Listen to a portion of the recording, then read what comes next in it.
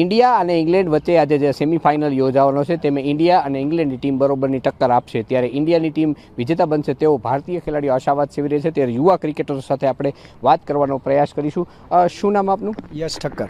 યશભાઈ, શું કહેશો આજે ઇન્ડિયા ઇંગ્લેન્ડના મેચને લઈને? આજે એકચ્યુઅલી જે સેમિફાઇનલ મેચ છે એમાં ઇન્ડિયાનો પલડો ઓલરેડી ભારે છે, કેમ કે લાસ્ટ મેચમાં જે તમે જોયું સંજુ સેમસંગે એવું સરસ પરફોર્મન્સ આપ્યું કે વન મેન આખો મેચ વિન કરી ગયો છે. તો ઓલરેડી આપણા બધા જ પ્લેયર્સ અત્યારે ફોર્મમાં આવી ગયા છે અને આજે હોપસો કે અભિષેક શર્મા બી સારું પરફોર્મ કરી અને મેચને જીતાડી દે. તમે કહો છો ઇન્ડિયન ટીમ સારું જે શરૂઆતના જે મેચો રહે છે એમાં જે નાની ટીમ હોય તેની સામે સારું પરફોર્મન્સ કર્યું છે, મોટી ટીમો સામે ઇન્ડિયા બહુ નથી ચાલી, શું કહેશો?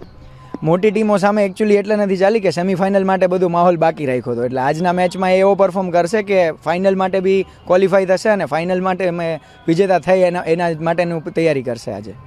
તો અન્ય ખેલાડીઓ પણ આપણી સાથે છે. શું નામ આપનું? હર્ષિલ ચોટલિયા. હર્ષિલભાઈ, શું કહેશો આજે ઇન્ડિયા ઇંગ્લેન્ડના મેચને લઈને?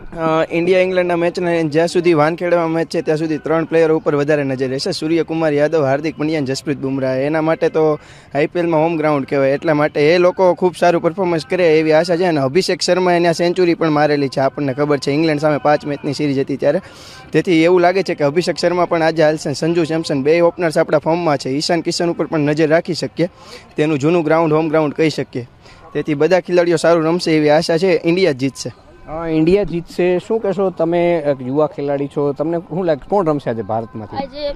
આજે અભિષેક શર્મા અને ઈશાન કિશન રમવાનો ફોર્મમાં છે અને આજે ઇન્ડિયા મેચ જીતી જ જશે એ પાક્કું જ છે, કારણ કે આજે ટીમમાં બહુ બધા ખેલાડીઓ છે અને બોલર પણ સારા છે, જેમ કે જસપ્રીત બુમરાહ એમ બધા છે.